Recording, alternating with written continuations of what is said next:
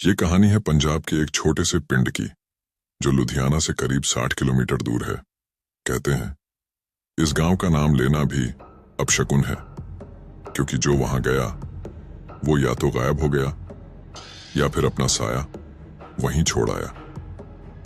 गांव के बीचों बीच एक पुराना सूखा कुआं है, जिसके पास हर शाम एक लंबी काली परछाई मंडराती है।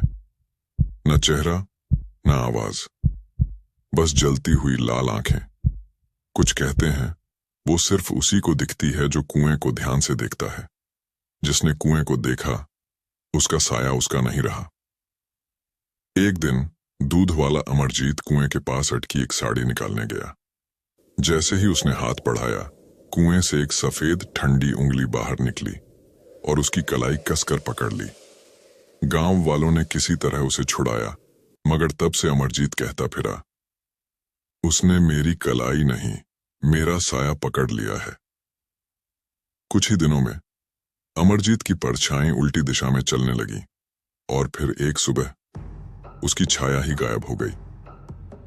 अमावस्या की रात जब हवा भी थम जाती है, तब गांव की गलियों में एक परछाई चलती है, पीठ के बल, उल्टी चाल में। दरवाजों की कुंडियां खुद हिलने लगती हैं और खिड़कियों के पर्दे बिना हवा के फड़फड़ाते हैं।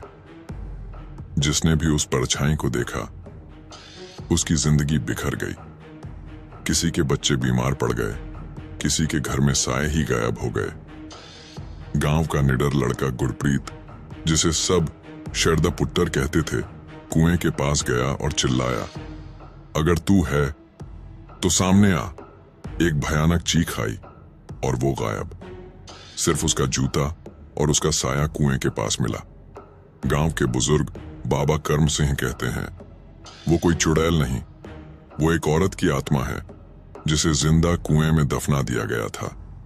वो किसी जमींदार की रखैल थी।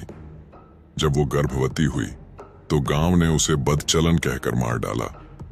मरने से पहले उसने कहा, जो मेरा सच नहीं मानेगा मैं उसके साए से उसका सच खींच लूंगी। पिछले साल एक यूट्यूबर जिसका चैनल था रियल पंजाब हॉन्ट्स वहां गया।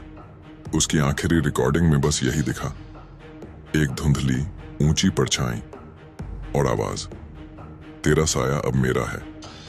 उसके बाद वो कभी नहीं मिला। गांव वाले आज भी कहते हैं, अब वो शरीर नहीं लेती, साए चुराती है। अगर कभी उस पिंड की तरफ जाना हो तो सूरज ढलने से पहले लौट आइए, क्योंकि वहां शाम नहीं होती, सिर्फ परछाई होती है।